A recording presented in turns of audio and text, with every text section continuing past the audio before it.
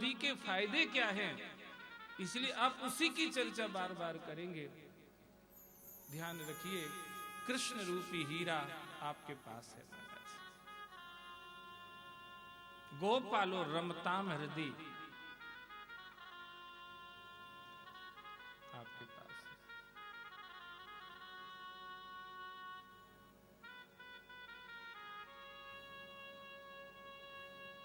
और होता क्या है, हमने बचपन में सुना था, अब हमें याद नहीं। एक लाइन अभी याद आई महाराज कि 20 साल से कथा कर रहा हूं, पर उधर कभी लाइन याद नहीं आई। अब इधर आया तभी याद आई महाराज। मैंने बचपन में कहीं माताओं को गाते हुए सुना था अपने सगरा गांव में उधर। एक लाइन मुझे इस समय उसकी स्ट्राइक हो रही, आ रही है दिमाग में। अरे तेरो हीरो खुबाए गयो जंगल में, तेरो हीरो। जंगल माने ये संसार।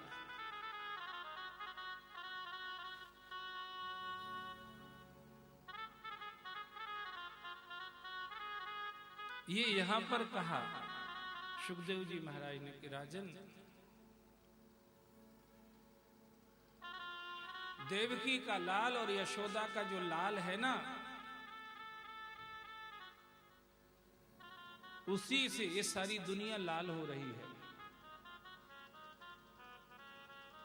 लाली मेरे लाल की जित देखूं तित लाल, और लाली देखन में गई तो मैं भी हो गई लाल।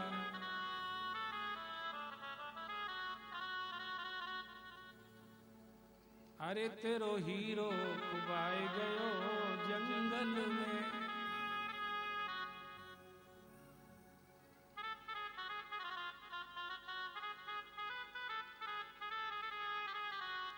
जो आनंद गोकुल वासियों को वहां कृष्ण के सानिध्य से मिल रहा था, वही आनंद यहां हमको भी कृष्ण के कारण ही मिल रहा है। अगर कृष्ण ना होता, अगर ईश्वर ना होता, परमात्मा अगर ना होता, तो हम आनंद कैसे मना सकते हैं।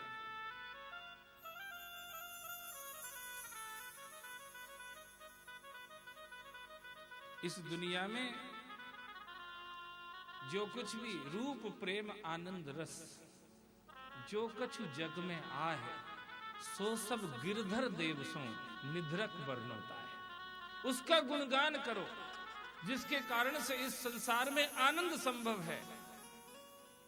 उसको गाओ, उसको सुनाओ लोगों को, उसको बांटो। वही बांटने की चीज है, उससे भला होगा दुनिया का। कृष्ण को बांटिए महाराज।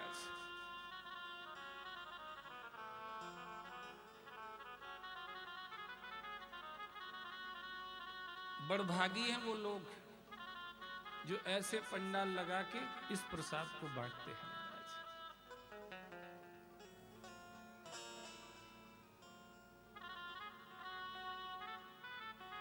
पंजीरी बांटना बुरा नहीं है, पर परमात्मा को बांटना चाहिए महाराज। पंजीरी बटे बहुत अच्छी बात है, वो भी अच्छी बात है, पर परमात्मा बटना चाहिए साहब।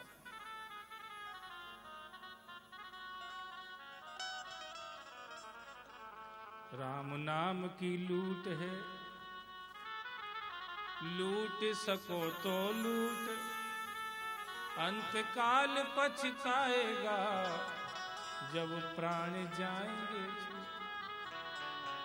इसको लुटाओ, ये हीरे लुटाओ। कंकड़ पत्थर लुटाने से क्या होगा, ये हीरे लुटाओ। ये हीरा अगर किसी ने अबेर लिया, अपने पास संभाल लिया इसको, वो इतना बड़ा धनी बन जाएगा कि इतने धनी तो ब्रह्मा जी भी नहीं है।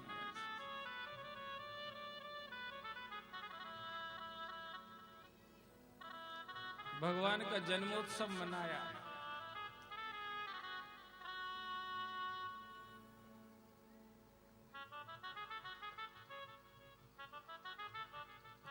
गोपियों ने जब लाला का दर्शन किया, यशोदा मैया ने कृपा करके दर्शन कराया है, ये निश्चित रूप से ये सत्य है कि उन सब के भजन में यशोदा का भजन थोड़ा भारी है, तभी तो गोविंद उनके घर में आया है।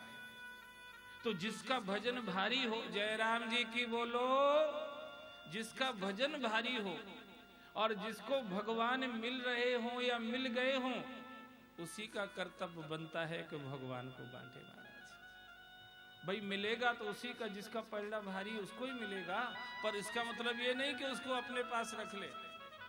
हाँ, सांसारिक उपलब्धि होती तो आदमी बेईमान बन जाता है, पर भगवत उपलब्धि होने के बाद आदमी बेईमान हो ही नहीं सकता।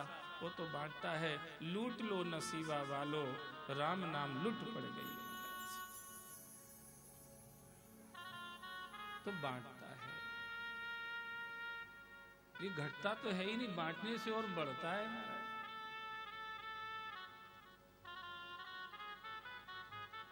तो यशोदा का पलड़ा भारी है, कृष्ण उनकी गोदी में है, पर इसका मतलब ये नहीं कि हम कृष्ण को किसी को दिखाएंगे नहीं।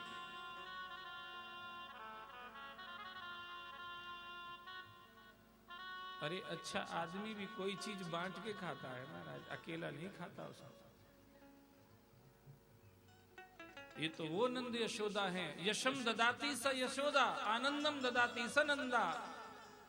जो दूसरों मेहनत खुद करे, रिस्क खुद उठाए, काम खुद करे और सेहरा दूसरे के माथे पर बांधे, ऐसा स्वभाव जिनका होता वो यशोदा जैसे है महाराज। यशम ददाती, यश लेना बहुतों को आता है, यश देने वाले लोग बहुत कम है दुनिया में।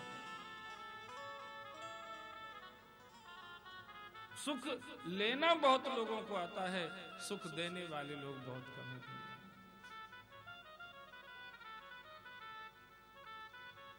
हम ऋषियों की संतान हैं, हम लूटने वाले नहीं, हम लुटाने वाले हैं महाराज। हमारे ऋषियों ने कुछ लूटा नहीं है संसार से। पवित्र नदियों का जल पीते, कंदमूल फल खा लेते, तपस्या करते, साधना करते, प्रभु से प्रेम कर कर के लाड़ लड़ाते, भगवान को रिझाते और रिझा करके जो कुछ पाते वो हमारे बीच में दे जाते हैं। ये हमारे ऋषियों का जीवन रहा है। स्वयं व्यास जी, बोलो व्यास भगवान की, सरस्वती नदी का जल पी लेते हैं और बेर के दो बेर खा लेते हैं बस।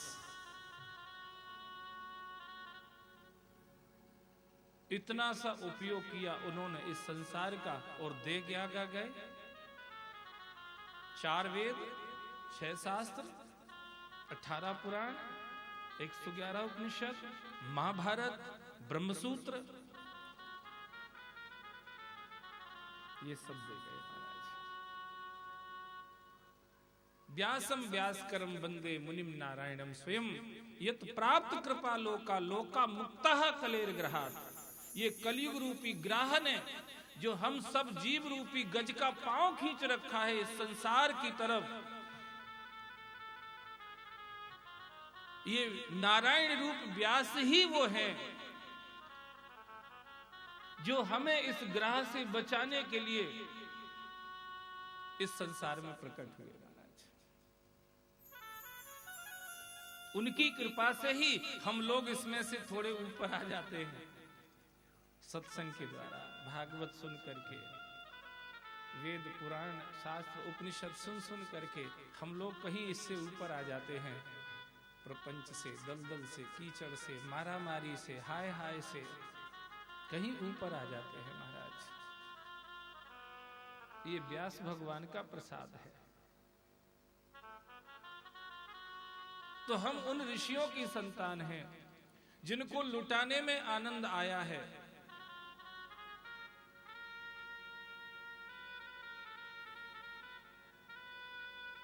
ऐसी ही जिंदगी हमें अपनी बना के रखना है। यशोदा मैया की गोदी में लाल है जरूर, पर यशोदा मैया ने आंचल उठा के सब गोपियों के हाथ पे रख दिया। लो, मेरे घर में आया है, पर सिर्फ मेरा नहीं है, सबका है। सबने जब यशोदा मैया के इस भाव को देखा तो गोपियां आनंद मगन हो गई महाराज। यशोदा को बधाई देने लगी। अरे बधैया बाजे आंगने में, बधैया बाजे आंगने में, बधैया बाजे आंगने में, बधैया बाजे आंगने में, बधैया बाजे, बधैया बाजे, बधैया बाजे, बधैया बाजे, बधैया बाजे, बधैया बाजे, बधैया बाजे, बधैया बाजे, बधैया बाजे आंगने में। बधैया बाजे सांवरे सरकार की हरी हरी। जय हो।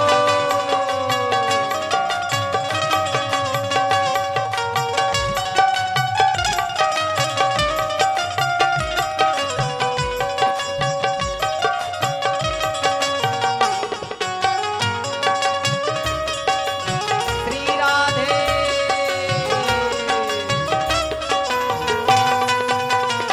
सभी मधुर मधुर ताली बजाते रहे। हरि बोल।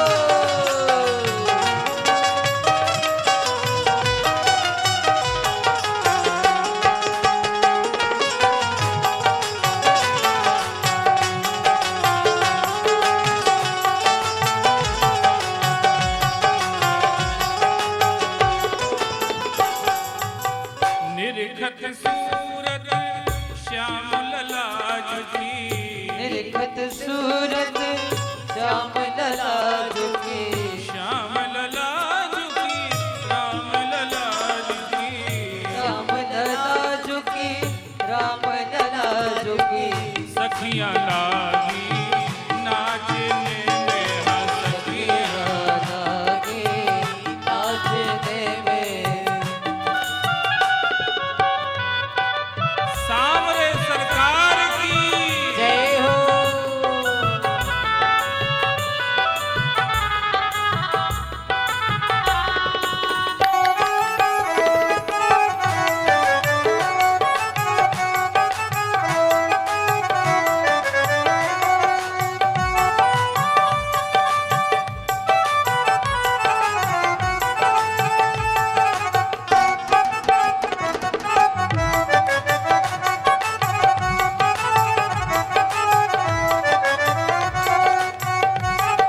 जय श्री महाकाल।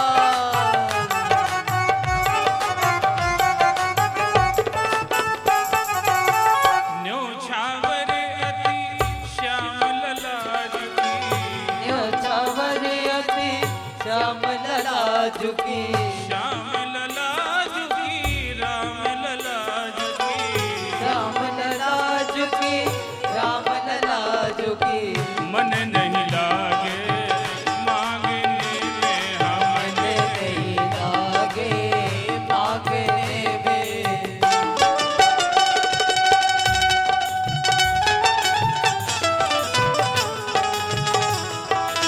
श्री राधे।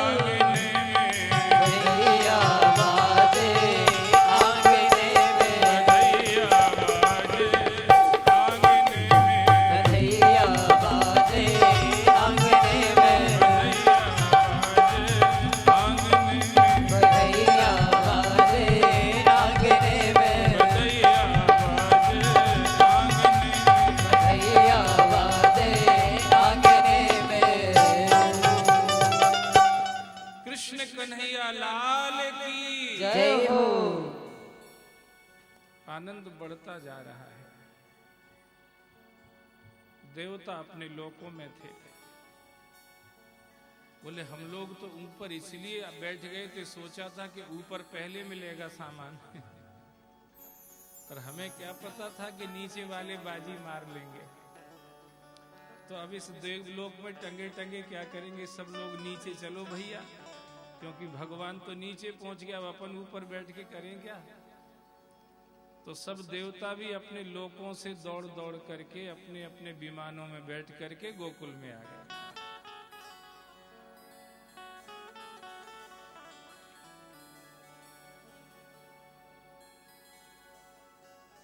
आनंद बढ़ता जा रहा है।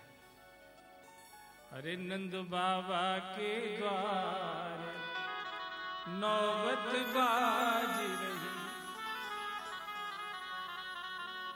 नंद बाबा के द्वार नौबत बाज रही। समाचार सुन सुन सखी धाई,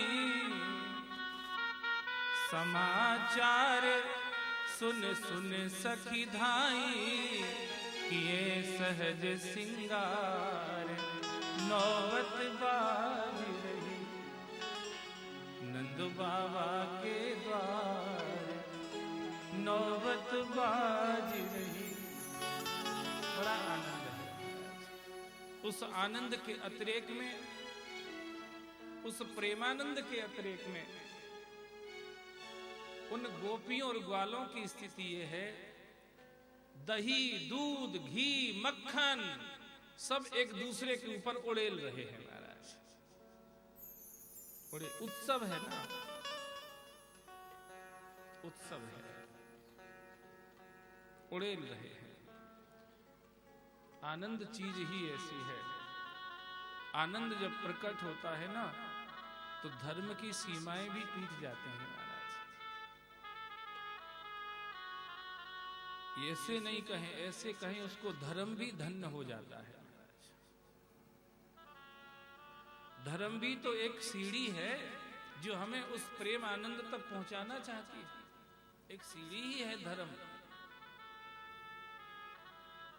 इसको पहली सीढ़ी कह सकते हैं, पर ये लक्ष्य नहीं है। लक्ष्य तो वही है, प्रेमानंद।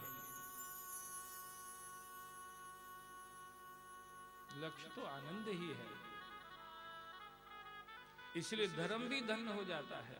अरे धर्म की बात छोड़ो, वेद धन्य हो जाते हैं। जब कोई भक्त भक्ति करते करते भगवान के प्रेम रंग में रंग जाता है तो वेद भी उसको प्रणाम करके छोड़ देते हैं। तत्र वेदा अवेदा भवत्, वेद उसके लिए अवेद हो जाते हैं जब कोई प्रेम में प्रवेश कर जाता है। ये जो ब्रज की लीलाएं हैं ना, सब लोग जयराम जी की बोलो, इनको आप धर्म, सिर्फ धर्म के नजरिए से मत देखना, ये प्रेम की लीलाएं हैं महाराज। धर्म यहां धन्य हो गया है आकर के।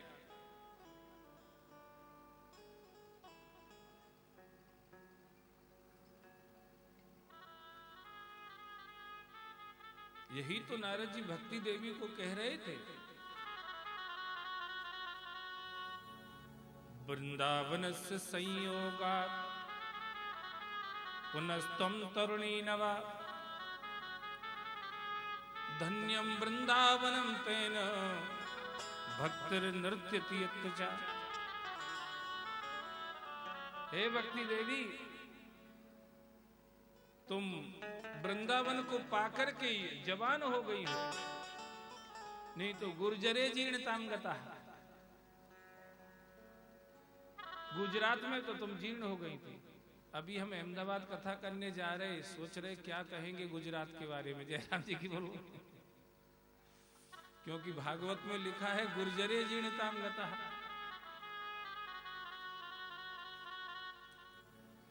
गुजरात में भक्ति जीर्ण हो गई थी। जो भक्ति गुजरात में जीर्ण हुई थी वही भक्ति वृंदावन में जवान हो गई थी। वृंदावन से संयोगात पुनस्तम तरुणी नवा धन्यम वृंदावन भक्तिर नृत्यति यत्चा। ये जो लीलाएं हम सुन रहे हैं उस क्षेत्र की सुन रहे हैं जहां भक्ति भी नाचती है, तो भगत कैसे नहीं नाचेंगे? जयराम जी की बोलो भाई, भक्त नाचते कैसे? भक्ति से ही तो नाचते हैं। भजन में नाचना, अब जैसे शादी में जो नाचते वो तो पैक लगा के नाचते हैं, आप सबको पता होगा, अच्छा एक्सपीरियंस होगा इसका। तो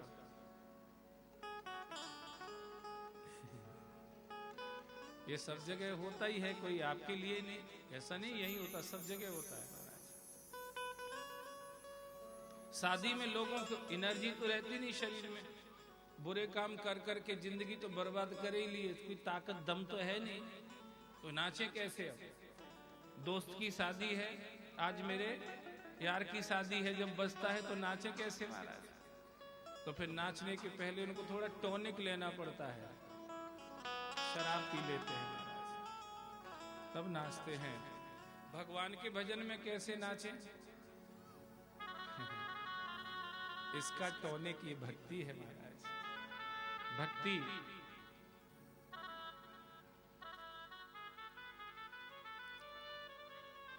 ये नशा जल्दी चढ़ता नहीं है, चढ़ जाए उतरता नहीं है, ये भक्ति का नशा है। ये नशा जल्दी चढ़ता नहीं है, चढ़ जाए उतरता नहीं है।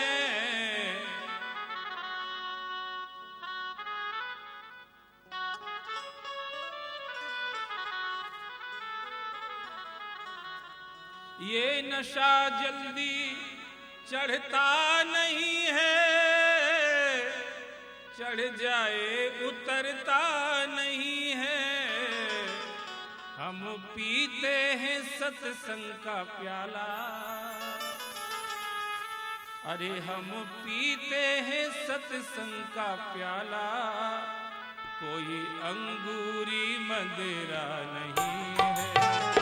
ओ हम पीते हैं सत्संग का प्याला, ओ हम पीते हैं, ओ हम पीते हैं, हम पीते हैं सत्संग का प्याला, कोई अंगूरी मदिरा नहीं।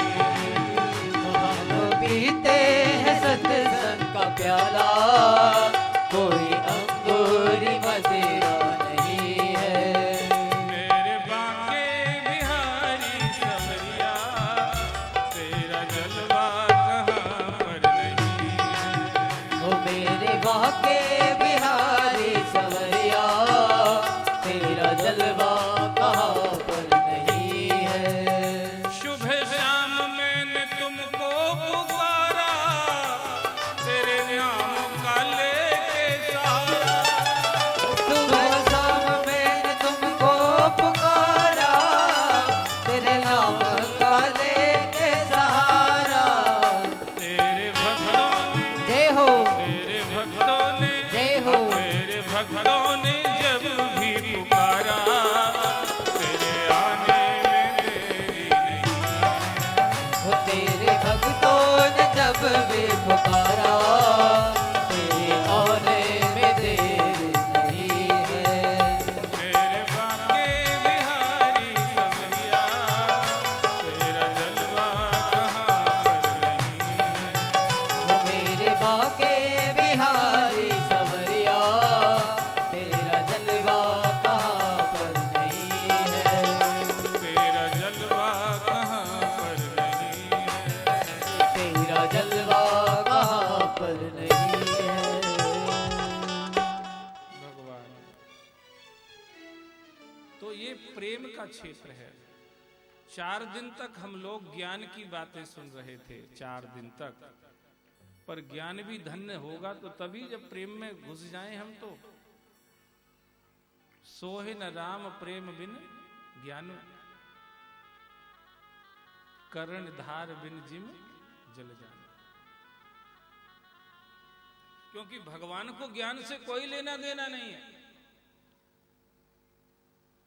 आप पहली क्लास पढ़े, 5वीं क्लास पढ़े, 10वीं क्लास पढ़े, पर एसेंशियल क्वालिफिकेशन अगर 12th है तो वो क्लास पास चाहिए। किसी एग्जाम में बैठने के लिए अगर एसेंशियल क्वालिफिकेशन 12th है या बैचलर डिग्री है या मास्टर डिग्री है तो चाहिए वो महाराज।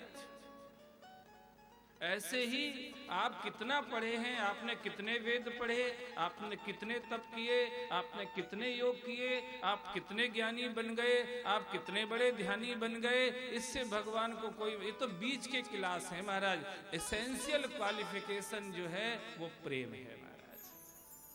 ऊधो प्रेम, भगवान मोहन प्रेम बिना नहीं मिलता, चाहे कर लो लाख उपाय। राम है केवल, चौपाई सब जानते हैं भैया, राम है केवल प्रेम प्यारा, जान ले जो। भैया ऊंची जात का मत कोई करो अहंकार, अरे भैया ऊंची जात का मत कोई करो अहंकार, साहब के दरबार में केवल भक्ति प्यार,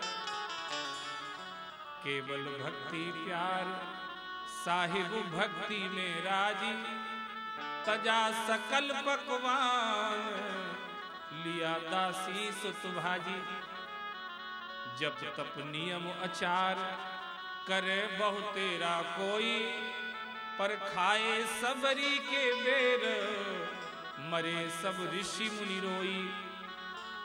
राजा युधिष्ठिर यज्ञ बटोरा, जोरा सकल समाजा, और मर्दा सबका मान, सपुच बिन घंटे न बाजा। अरे भैया ऊंची जात का मत कोई करो अहंकार, साहब के दरबार में केवल भक्ति प्यार। भक्तिस्तो अनन्याशक अहमेव विधो अर्जुन, ध्यातुं द्रष्टुं च तत्त्वेन प्रविष्टुं च परम तत्त्व। न तपोभिर्न वेदेश न ज्ञानेन अपि कर्मणा, हरिर साध्यते भक्त्या प्रमाणम तत्र गोपिका। हरिर साध्यते भक्त्या, ये कितनी जगह लिखा हुआ है। भगवान स्वयं अपने मुंह से कह रहे हैं, कहे रघुपति सुनो भामिनी बाता, मानव एक भगति करना। वहां एक ही डिग्री चलती है प्रेम की बस। तो हम 4 दिन से ज्ञान वैराग की बातें करते करते करते करते भगवान की कृपा से आज 5वें दिन में प्रेम के एरिया में घुसे हैं महाराज।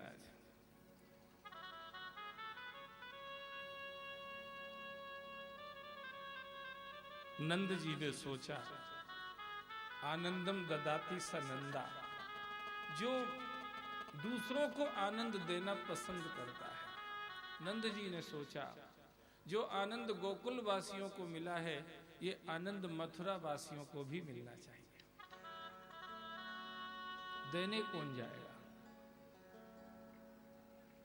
अच्छे विचार आते हैं, ये भी अच्छी बात है, पर अच्छे विचार को इम्प्लीमेंट करना ये उससे भी जरूरी बात है महाराज।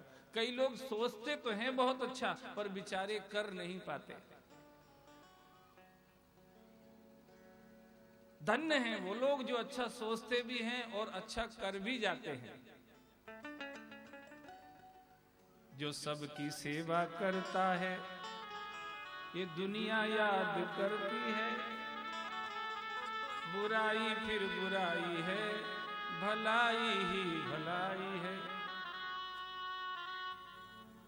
सोचते तो हैं लोग अच्छा, पर अच्छा करने के लिए बहुत कम लोग अपने आप को प्रिपेयर कर पाते, तैयार कर पाते। नंद जी के मन में विचार आया, किसको भेजूं? मैं स्वयं जाऊंगा। स्वयं चले गोकुल से और जाकर के मथुरा पहुंचे। कंस का सालाना जो टैक्स चुकाते थे, कर चुकाते थे, वो चुकाया और साथ में ये समाचार भी सुनाया, कंस महाराज आप सबके आशीर्वाद से यशोदा की गोद भर गई है, लो ये मैं गिफ्ट लेके आया हूं। मिठाई का पैकेट था वजनदार, ऐसा नहीं कि 250 ग्राम की सोन पपड़ी थी, जयराम जी की बोलो। अच्छा वजनदार पैकेट था मिठाई का। जो कंस ने हाथ में पैकेट लिया तो बड़ा वजनदार, मन में सोचने लगा कि जिसने गिफ्ट इतनी वजनदार दी है तो अपन आशीर्वाद भी जरा वजनदार ही दे देते हैं। तो कंस जोश में आ गया और उसने कह दिया, नंद जी तुम्हारा लाला जुग जुग जिए और उसका दुश्मन जल्दी मर जाए।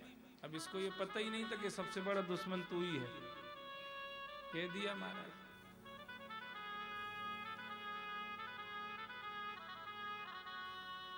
देखो नंद जी राज दरबार में ही ये बात कहने गए थे, क्योंकि वो जानते हैं दरबार लगा होगा, एक साथ ये समाचार सब तक पहुंच जाएगा।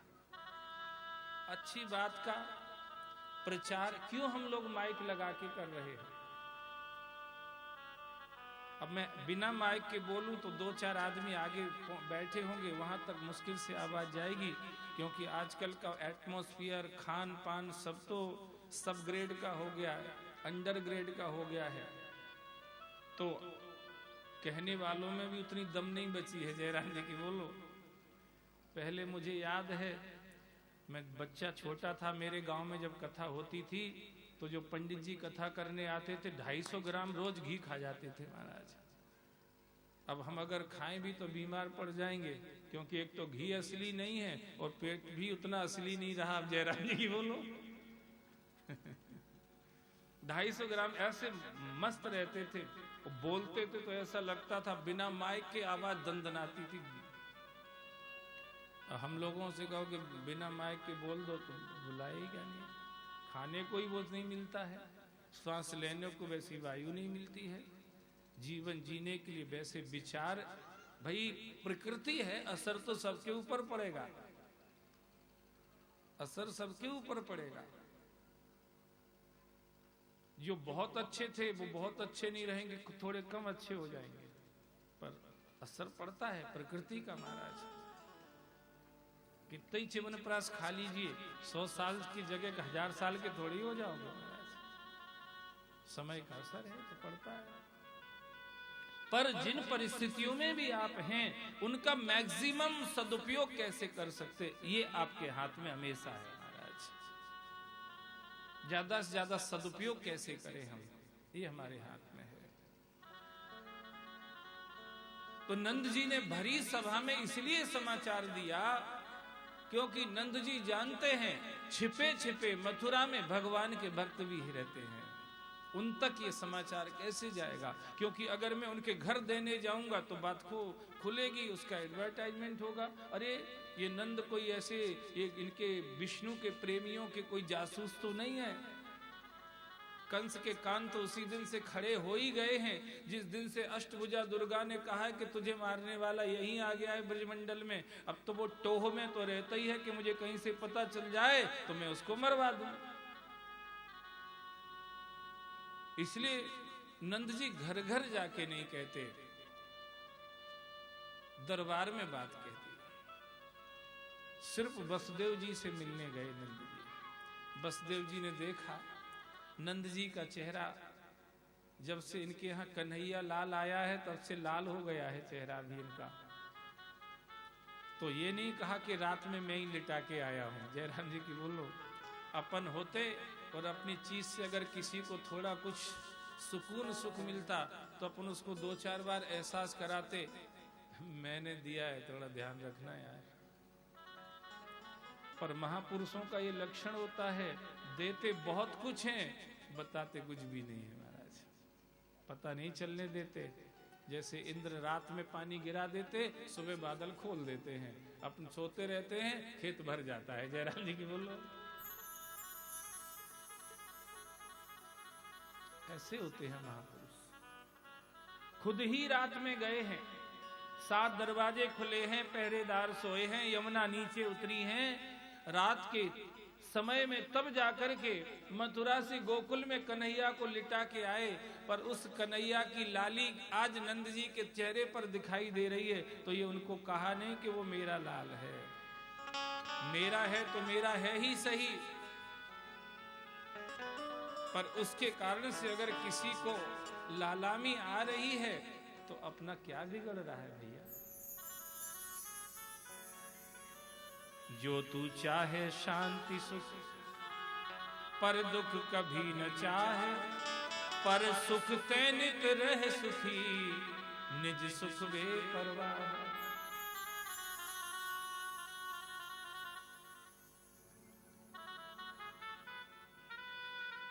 हमारे आदरणीय भाई साहब श्री सुरेश प्रसाद जी शर्मा साहब बैठे हैं यहाँ पर, जो इस समय deputy director of agriculture Bhind में ही हैं।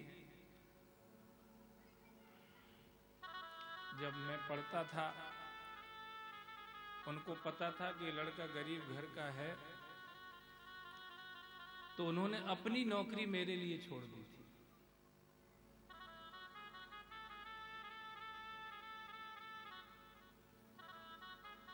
भिंड में हैं आप, उप संचालक कृषि। मैंने फोन पे निवेदन किया था तो आप यहाँ पर पधार गए।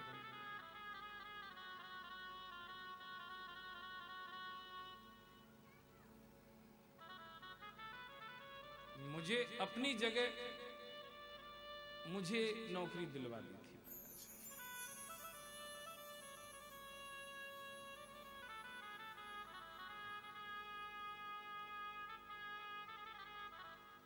कितने साल हो गए? लगभग 27 साल हो गए, पर कभी उस बात को चर्चा में आने ही नहीं दिया महाराज। वो तो मेरे दिमाग में आ गई, मेरे जहन में आई तो मैंने कह दिया। उनने कभी चर्चा में नहीं आने दिया, उन्होंने कभी हमें ये एहसास नहीं होने दिया, उन्होंने कभी ये कहा नहीं कि हमने तुम्हारे लिए कुछ ऐसा किया।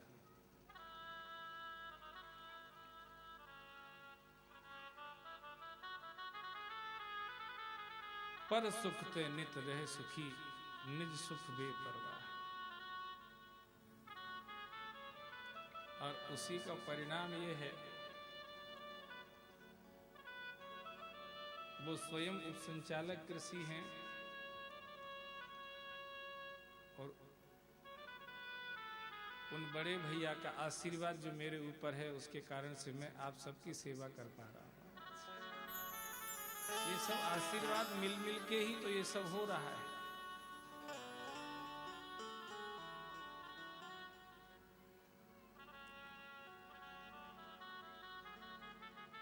मैंने आपको अभी बीच में बोला था, आशीर्वाद लेने में कभी हाथ मत सिकोड़ो, फैला के रखो बिल्कुल। जितना लोगे उतना फायदा है महाराज। वसुदेव जी ने कहा नहीं कि मेरा लाल है, मैं लिटा के आया हूं, यही कहा देखो भगवान की कृपा हो गई तुम्हारे ऊपर नंद जी, तुमने तो आशा छोड़ ही दी थी कि अब कोई लाल होगा, पर देखो बुढ़ापे में प्रभु ने तुमको दे दिया। पर मेरे मन में ऐसा आता है कि गोकुल में कुछ उत्पात होने वाला है। नंद जी जानते हैं वसुदेव जी महात्मा हैं, और महात्मा की आत्मा परमात्मा के नजदीक रहती है। सब लोग जयराम जी की बोलो। इसलिए महात्मा के मुख से जो निकलता है वो परमात्मा की वाणी मानी जाती है।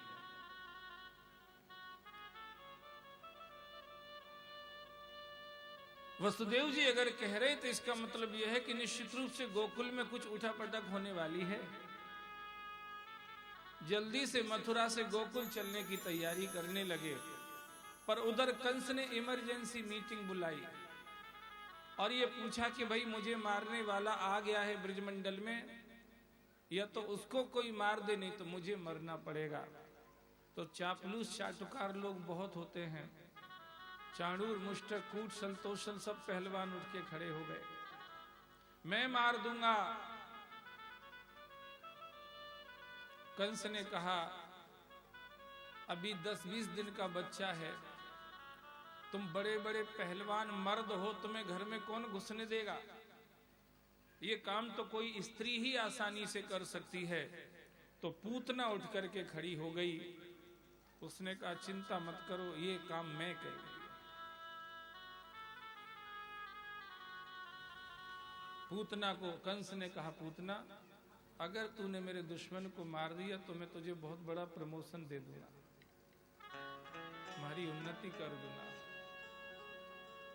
जैसे केकई ने मंथरा को कहा था ना, जो विधि पुरब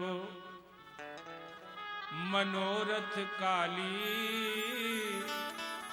करहु तो है चख पूतरियाली।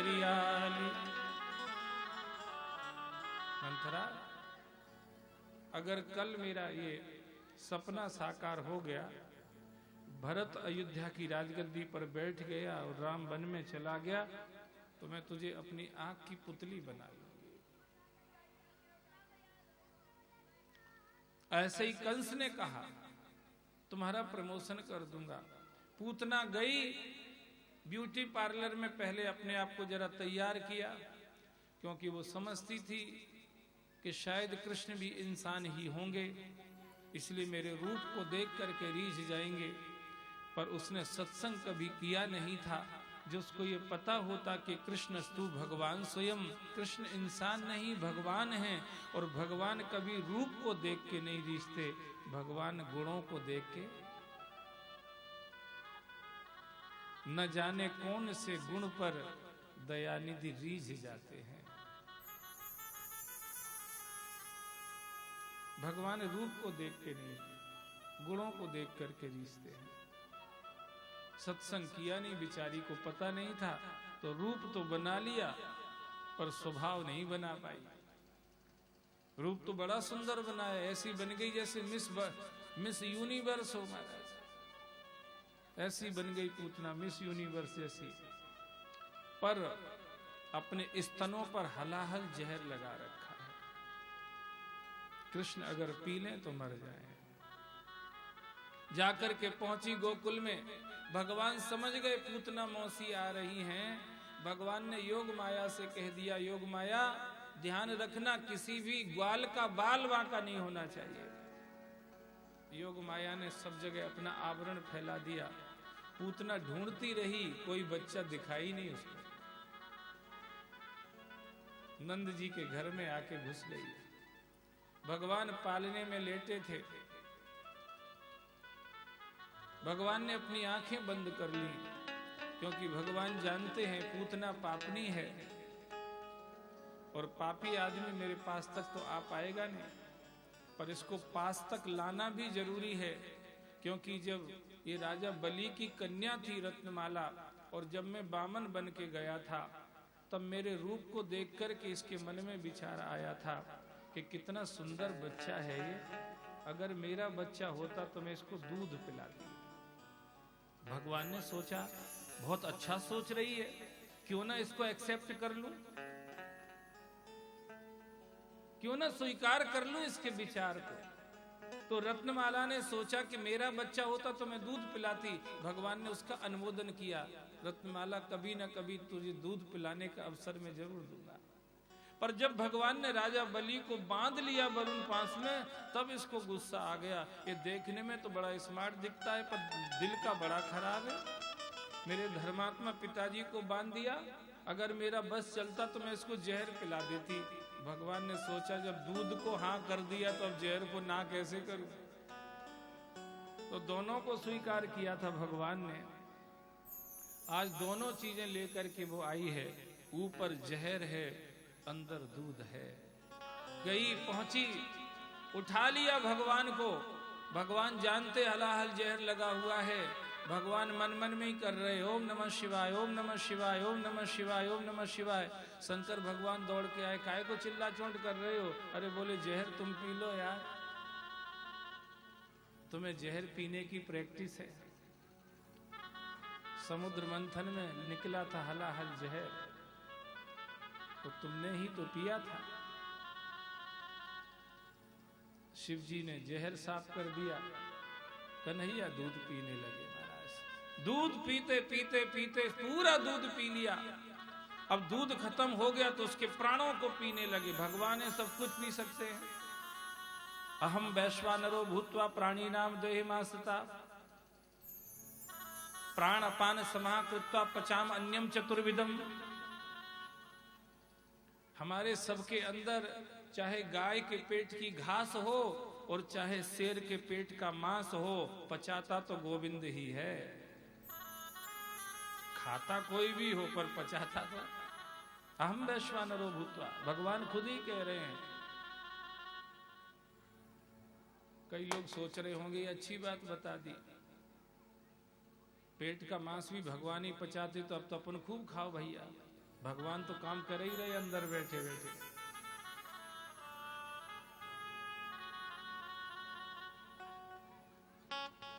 तो घास पचाने की और मांस को पचाने की जो ड्यूटी है, टैक्स है जो, वो भी अलग अलग है। जयराम जी की बोलो, वो देने के लिए तैयार रहना भी।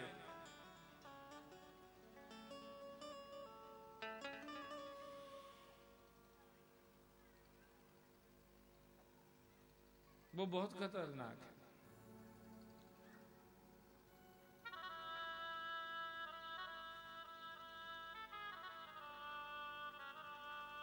अब तो पूतना चिल्लाने लगी, अरे ओ कनुआ, अरे ओ लाला, अरे ओ मोहना, मुझे छोड़ दे। भगवान ने कहा पूतना मौसी में छोड़ भी दूं तो मुझसे अच्छा पकड़ने वाला दुनिया में कोई मिलेगा नहीं। जितने हैं सब पकड़ते एक दूसरे को, स्वार्थ से पकड़ते हैं। सुर नर मुनि सबकी यह रीति, स्वार्थ लाग करें सब। उमा राम समहित जगमाही, गुरु पितमात बंधु प्रभु नाही। राम प्राण प्रिय जीवन जी के, स्वार्थ रहित सखा सब ही के। दुनिया में जो एक दूसरे को पकड़ते हैं वो अपने अपने स्वार्थ के लिए पकड़ते हैं। मेरे जैसा पकड़ने वाला मिलेगा नहीं तुमको। क्यों छुड़ाने की बात कर रही हो? चिल्लाती रही पूतना, भगवान ने नहीं छोड़ा, पर उसके प्राणों ने उसको छोड़ दिया। महाराज धड़ाम से गिरी, आवाज आई तो यशोदा मैया बाहर निकली, जो देखा लाला ही नहीं है। चिल्लाने लगी, गोपी ग्वाल दौड़े इधर उधर। पूतना की छाती पर भगवान खेल रहे थे, उठा के ले आए, यशोदा मैया को दिया। यशोदा मैया से कहा कि तुम्हारे यहाँ भगवान की कृपा से लाला हो गया तो तुम पे संभाला भी नहीं जाता है। सुखदेव जी कह रहे, राजा परीक्षित, ये बात ध्यान से सुनने की है। कंसेन प्रहिता घोरा, पूतना बाल घातिनी, शिशु शार निघ्नन्ति, पुरग्राम ब्रजादिषु, याये तद पूतना मोक्षम, कृष्णस्य अर्भक अद्भुतम, शृण्वाद श्रद्धामर्त्यो, गोविंदे लभते रतिम। जो बच्चों को मारने में आनंद मनाती है, ऐसी पापनी पूतना को, बच्चा का स्वरूप ऐसा होता है कि उसको देख के हर कोई को दया आती है, पर ये इतनी क्रूरा है कि छोटे छोटे बच्चों को मारने में इसको मजा आता है। उनका खून पीती है छोटे छोटे बच्चों का, ऐसी पूतना है। पर भगवान ने क्या किया? उसको मोक्ष दे दिया।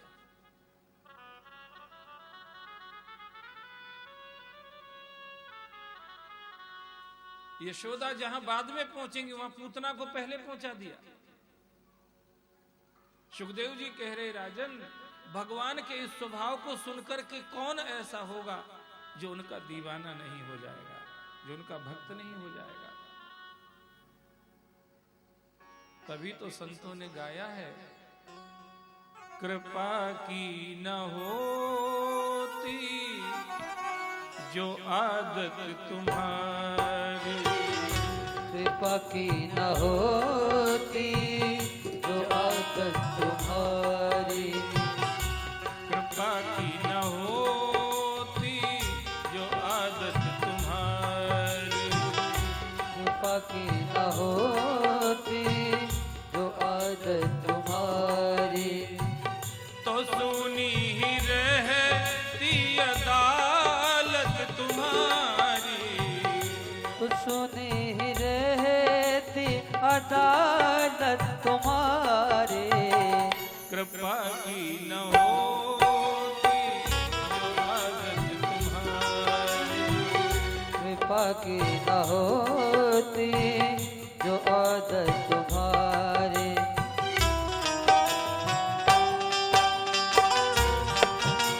श्री राधे।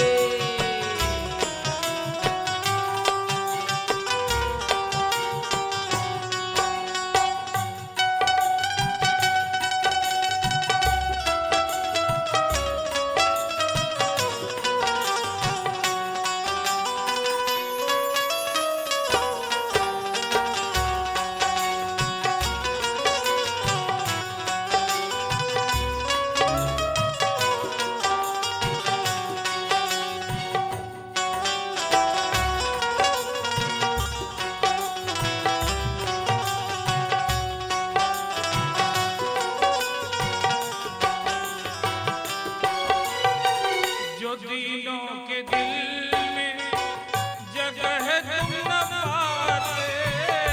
जो दिनों के दिल में जगह तुम न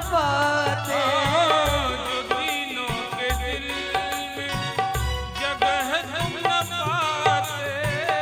जो दिनों के दिल में जगह तुम न पाते। तो किस दिल में होती हिफाजत तुम्हारी। तो किस दिल में होती हिफाजत तुम्हारी। कृपा की न होती जो आदत तुम्हारी। कृपा की न होती जो आदत तुम्हारी।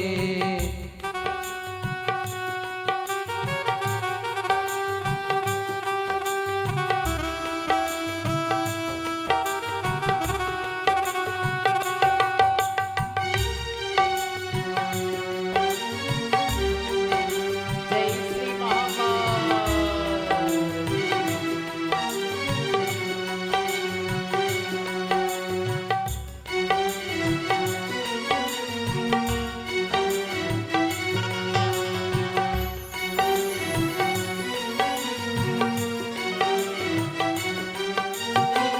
गरीबों की दुनिया है आबाद तुमसे। गरीबों की दुनिया है आबाद तुमसे। गरीबों की दुनिया है आबाद तुमसे। गरीबों की दुनिया है आबाद तुमसे। गरीबों से है बादशाहत तुम्हारी। गरीबों से है बादशाहत तुम्हारी। कृपा की न होती जो आदत तुम्हारी। कृपा की न होती जो आदत तुम्हारी। तो सुनी ही रहती अदालत तुम्हारी। तो सुनी रहती अदालत तुम्हारी। कृपा की न होती जो आदत तुम्हारी। कृपा की न होती जो आदत तुम्हारी। कृपा की न होती जो आदत तुम्हारी। कृपा की न होती जो आदत तुम्हारी। पूतना जैसी पापनी को जिसने अपना धाम दे दिया, जो उस ईश्वर की कथा सुन रहे हैं, इनको भगवान क्या देंगे बताओ।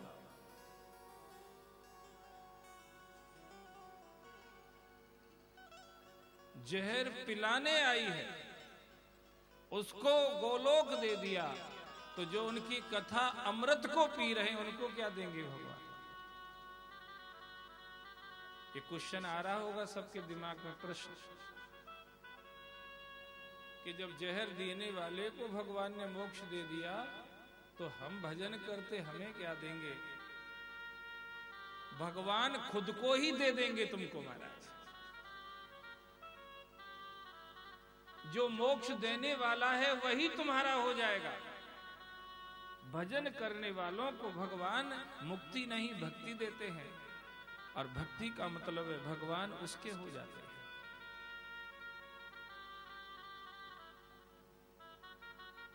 जिसको मोक्ष देते उसका खुद का ही मोक्ष होता है, पर जिसको भक्ति भगवान देते हैं उसके द्वारा कितनों को मुक्ति भी मिलती है और भक्ति भी मिलती है। सगुन उपासक मोक्ष न लेही, तिनकह राम भगति निज देहि।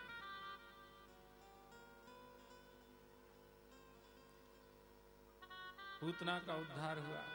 3 महीने के भगवान हो गए थे। एक शकट नाम का असुर था, उस छकड़े में आके बैठ गया जिसके नीचे भगवान लेटे थे। यशोदा मैया ने देखा कि मेरा लाला करबट बदलने लगा है, तो करबट बदलने का उत्सव मनाया और उत्सव में घर में गोपियों को बुला करके भजन कीर्तन करवाया। उत्सव इसी को कहेंगे जिसमें भगवान का भजन गाया जाए। कई उत्सव ऐसे होते जिनमें कॉकटेल पार्टी होती है, समझ गए होंगे ना, कॉकटेल पार्टी, वो भी उत्सव होते हैं महाराज। पी पी के इतना पी लेते, एक इधर को मुंह आड़ा करके पड़ा, एक उधर को पांव आड़े करके पड़ा है, पता ही नहीं है हम कौन हैं। उत्सव, जो चीज भगवान से जुड़ जाती वही उत्सव है, बाकी तो सब ही सब है महाराज।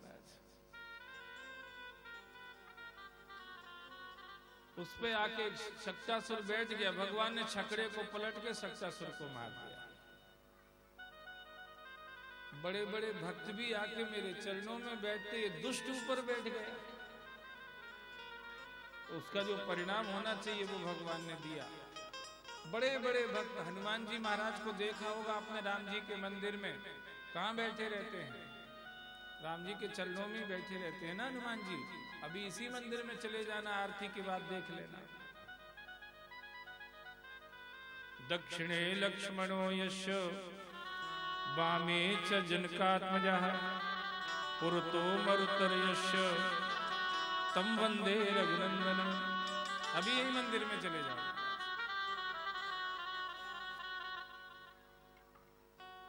भक्त भगवान के चरणों में बैठते हैं। वज्रनाभ ने सांडिल ऋषि से पूछा कि मेरा स्थान कहाँ है, मेरी कोई जगह है कि नहीं है? सांडिल ऋषि ने कहा देखो मैं तुम्हें दिखाता हूँ।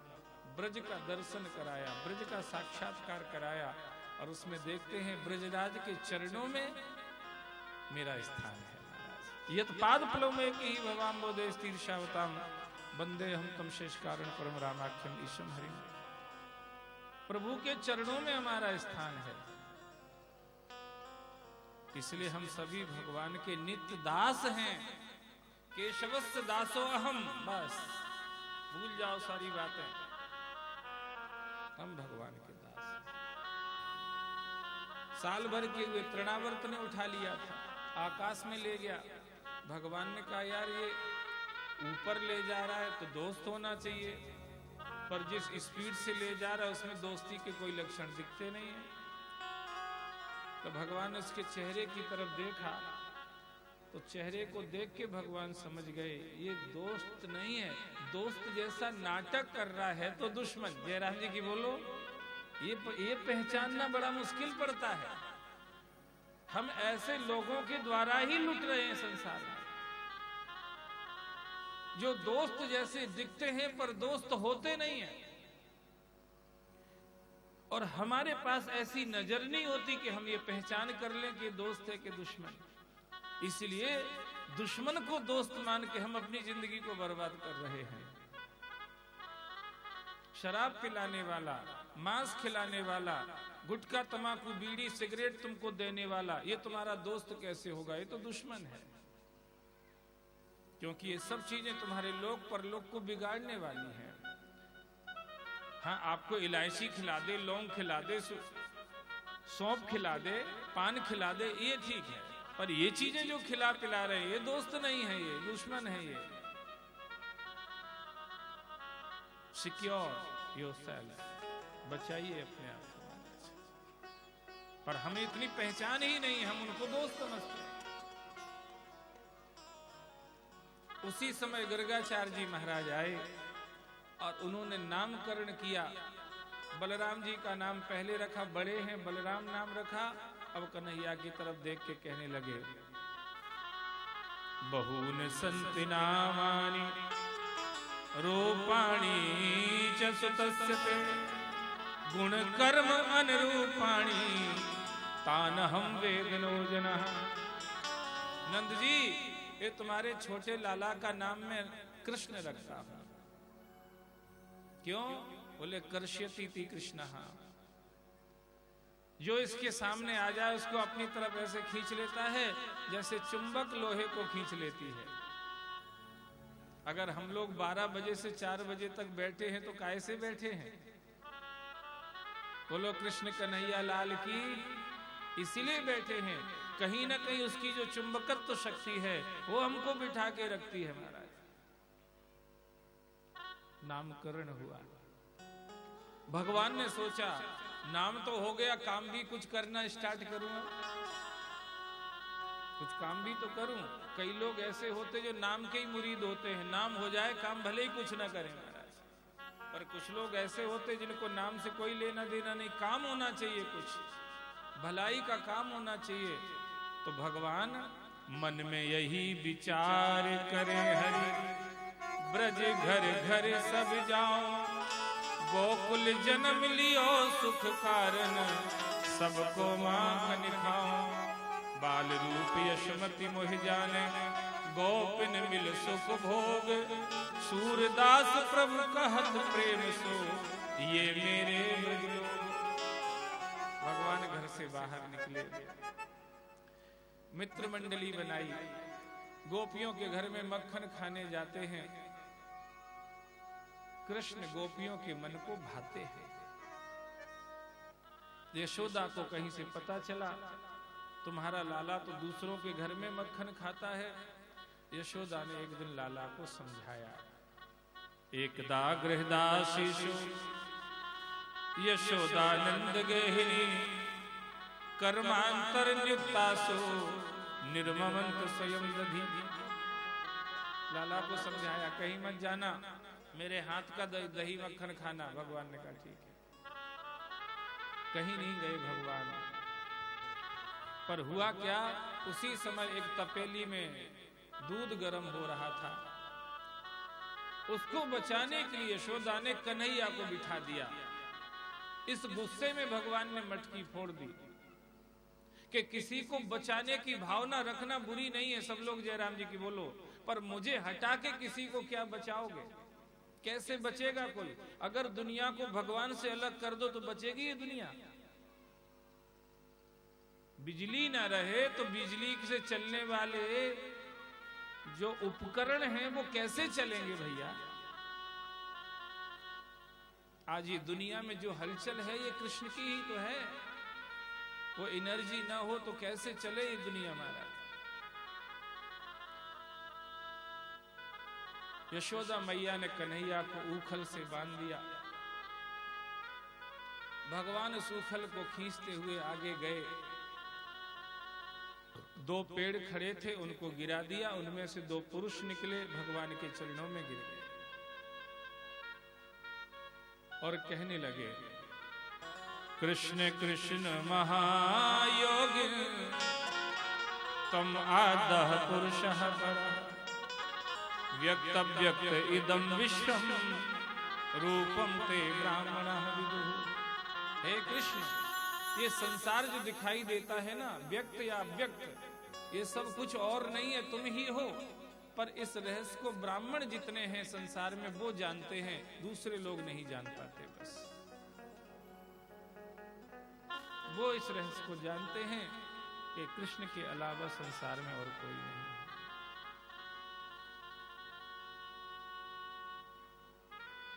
नंद जी ने सोचा, जब से लाला हुआ है कुछ ना कुछ उत्पात होता रहता है। अब मैं कहीं सुरक्षित जगह पर अपने बच्चों को लेकर के जाऊं। तो छकड़े तैयार किए और गोकुल से जाके वृंदावन पहुंच गए। भगवान ने सोचा, ये मेरे लोग इतनी मेरी चिंता करते हैं तो मुझे भी कुछ इनके लिए करना चाहिए। भगवान ने नंद जी से कहा, बाबा अब मैं बड़ा हो गया हूं। बोले, हमें पता है 3.5 साल के हो गए हो। मैं भी कुछ करूंगा। क्या करोगे? बोले तुम गायों का डिपार्टमेंट संभालो, हम बछड़ों का डिपार्टमेंट संभालेंगे। बछड़ों को चराने भगवान जाते हैं। नंद जी बड़े खुश हो रहे हैं, मेरा लाला इतना छोटा पर कितनी बड़ी बड़ी बातें सोचता है मन में, जब बड़ा हो जाएगा तब कितने बड़े काम करेगा। बोलो कृष्ण कन्हैया लाल की।